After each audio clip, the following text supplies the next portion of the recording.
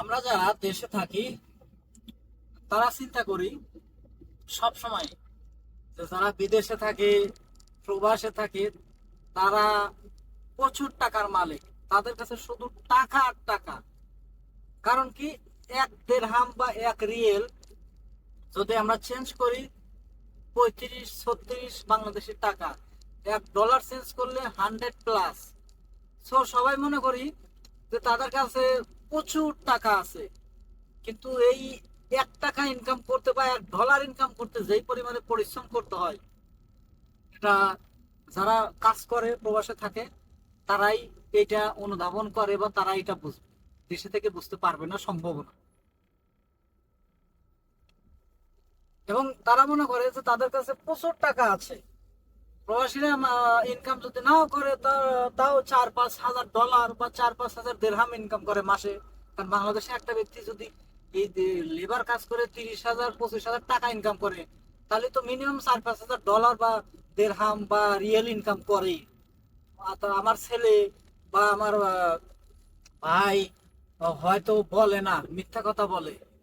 আমার পাশের বাড়ির ব্যক্তিটা প্রবাসে গেছে, কয়েক বছর হলো, কত জমা জমি কিনেছে। তো এগুলো কত কথা। তো আসলে যে থাকে প্রবাসে, যে যে অবস্থানে থাকে, সেই কিন্তু ভালো জানে আসলে বাস্তবতাটা কতটা কঠিন। প্রবাসে আমাদের দেশের কথাই বলি, ঢাকাতে টাকা ওরে ধরতে গেলে পড়ে, একটা কথা আছে কিন্তু চিরসত্য। ঠিক আছে না? তো প্রবাসটাও ঠিক এরকমই। এখানে যে ভালো অবস্থানে আছে সে ভালো ইনকাম করছে, যার অবস্থান খারাপ তার অবস্থা কিন্তু খুবই খারাপ। এই দেখেন, এই যে আমি গাড়ির ভিতরে আছি, আমার এসি পুরো ফুল চলতেছে, এরপর আমার শরীর ঘামতেছে, আমি টিস্যুতে আমার গাম আমি পরিষ্কার করছি, আমার পুরো শার্ট তো ভিজে গেছে, এসিতে কাজ করছে না। তাহলে এই গরমের ভিতরে তারা এই যে ক্লিনিং এর কাজ করে, কনস্ট্রাকশন সাইটে কাজ করে, রাস্তায় কাজ করতে করে, তাদের অবস্থাটা কি বলেন? তাদের অবস্থাটা হলো এরকম যে তারা প্রতি 5 মিনিটে 10 মিনিটে তারা যদি তাদের টি শার্টটা বা গেঞ্জিটা যদি খুলে, যদি এটাকে ভাঁজ করে বা ভাঙে, বা গ্রাম্য ভাষা আমরা বলি এটা চিপে, তাহলে গোসল করার পরে যে পরিমাণ পানি বের হয় সেই পরিমাণ ঘাম বের হবে শরীর থেকে। অনেক প্রবাসী দেখবেন ভিডিও করে, যে দেখেন কি অবস্থা। তো এখানে ইনকাম করাটা এতটা সোজা না। এবং এই ইনকাম করাটা কতটা কঠিন, $1 এক রিয়েল ইনকাম করাটা কতটা কঠিন। তো আমরা দেশে থেকে এই যে একটা এই প্রবাসী ব্যক্তিটা বা প্রবাসীরা এই ইনকাম করে করে দেয়, এই পিতার জন্য মাতার জন্য, এই সংসারের জন্য, এটা করো ওটা করো, দেয় একটা কাজ করার জন্য অন্যটা করে বসে থাকে, অন্যটা করে বসে থাকে। ইনকাম কার? একটা একটা ব্যক্তির, আপনার প্রবাসী। অথচ বাপ মা অন্যটা করে, বা ভাই, যার ভাই গার্জিয়ান, সে অন্য কিছু করে বসে থাকে। ঠিক আছে, এইরকম মাতব্বরি করে। যে ইনকাম করে সেই জানে যে ইনকাম কিভাবে হচ্ছে, অথচ অন্য এমন কাজ করে রাখে যে ওই ব্যক্তিটা 1 বছর পিছিয়ে যায়, 1 বছর তার আরো এক্সট্রা কাজ করতে হয়। তো এইভাবে দেখা যায় যে প্রত্যেকটা ব্যক্তি, প্রত্যেকটা প্রবাসী 10 বছর, 15 বছর, 20 বছর, এমনকি বিবাহের পরে তার লাইফটা কিন্তু দুর্বিষহ অবস্থার মধ্যে পড়ে যায়।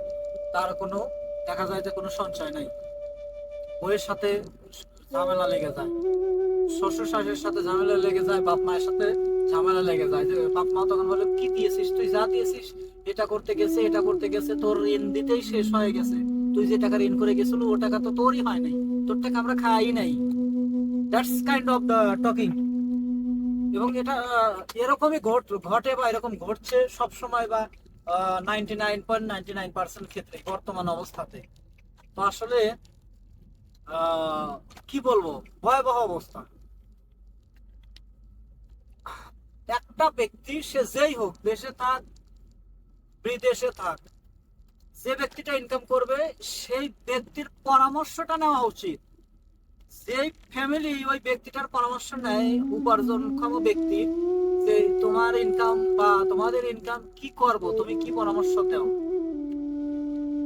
যদি বলে যে হ্যাঁ এই এই পরামর্শ বা এইটা করলে ভালো হয়, তখন পিতামাতার বা আত্মীয় বা গার্জিয়ান যারা আছে তাদের যদি এর চাইতে ভালো যদি কোনো আইডিয়া থাকে ইনকামের, ওখান থেকে কিছু ইনভেস্ট করে সেই ইনভেস্ট থেকে আরো যদি কিছু বের হয় বা সঞ্চয় আসে, আয় আসে, বিজনেস হয়, তাহলে বলবে যে আমরা এরকম একটা প্ল্যান করেছিলাম, এখান থেকে যদি আমরা এখানে ইনভেস্ট করতে পারি আমাদের এখান থেকে কিন্তু এই পরিমাণে ইনকাম হতে পারে।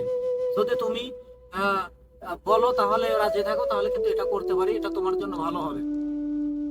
এরকম করা উচিত প্রত্যেকটা ফ্যামিলির, যারা প্রবাসে থাকে বা দেশে থাকে, সেই উপার্জনকৃত ব্যক্তির অর্থ দিয়ে, উপার্জনকৃত ব্যক্তির অর্থ ব্যয় করতে হলে তার পরামর্শ নিতে হবে, তাকে এরকম অফার করতে হবে।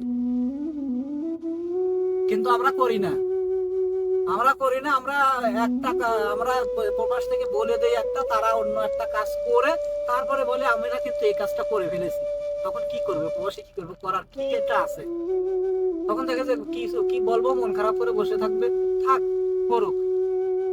এবং এরকম করতে করতে এক পর্যায়ে দেখা যায় যে প্রবাসী ওই ব্যক্তিটা মানে হাল ছেড়ে দেয়, দরকার নেই, যা করছে করুক। ওই পরবর্তীতে দেখা যায় যে কেউ কাজ করে, করে না, এবং এখানে তো সবকিছু অ্যাভেলেবল, অন্যদিকে চলে যায়, নেশায় আসক্ত হয়ে যায়, ঠিক আছে না, অন্যদিকে চলে যায়, মন মানসিকতা অন্যদিকে হয়ে যায়। তখন বছরের পর বছর প্রবাসে থাকে এবং কোন রকম চলছে চলছে, তখন বাপ মায়ের সাথে সম্পর্ক নাই, ফ্যামিলির সাথে কারোর সাথে কোনো সম্পর্ক নাই, don't care about the family. এবং এটার পিছনে দায়ী থাকে মূলত ফ্যামিলি। ফ্যামিলি এটার পিছনে দায় থাকে। তো প্রত্যেকটা ফ্যামিলিকে এই বিষয়টা খেয়াল রাখা উচিত, সচেতন ফ্যামিলি যারা, এই বিষয়টা তাদেরকে বোঝা উচিত যে ব্যক্তিটা ইনকাম করে তার পরামর্শ নিয়ে সে কি বলে। যখন একটা ব্যক্তি ইনকাম করে তার মাথার ভিতরে অটোমেটিক্যালি ক্রিয়েটিভ মাইন্ড জাগ্রত হয়, তৈরি হয়, তখন তার কাছ থেকে পরামর্শ নেওয়াটা উচিত যে আমরা এই কাজ করতে চাচ্ছি, এই এই কাজ করি, তোমার জন্য ভালো, তোমাদের ফিউচারের জন্য ভালো। So that's kind of have idea for about doing more or going the good position for the better position. কিন্তু আমরা কি করি, উল্টাটা করে বসে থাকি। এবং এটা বললাম কি কারণে, দেখেন এটা প্রত্যেকটা অধিকাংশ প্রবাসীর ক্ষেত্রে এই বর্তমানে এই ঘটনাগুলো ঘটছে নিয়মিত। তো আশা করি যারা গার্জিয়ান আছেন, যাদের ছেলে মেয়ে বা স্বামী বা যেই থাকুক প্রবাসে যদি থাকে, তাদের জন্য এই বিষয়টা স্যাক্রিফাইস করতে শেখে, স্যাক্রিফাইস করেন। It's good for you, good for প্রবাসী। আপনাদের উভয়ের জন্য এটা ভালো হবে, সবার জন্যই ভালো হবে, ঠিক আছে? এবং প্রবাসীর টাকা দিয়ে পুরো 14 গোষ্ঠীকে চালানোর দরকার নেই, যার যার কর্ম শেষে করে খাবে। হ্যাঁ, একজন আছে, ছোট আছে, ভাই আছে, বোন আছে, পড়াশোনা করতেছে, okay give him something, not for all.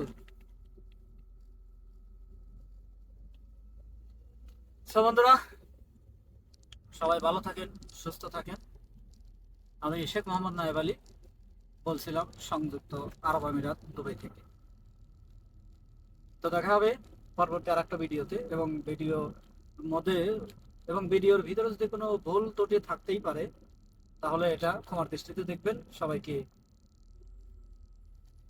সবাইকে সুন্দর দিনের, সুন্দর ভবিষ্যতের শুভেচ্ছা জানিয়ে বিদায় নিচ্ছি। খোদা হাফেজ।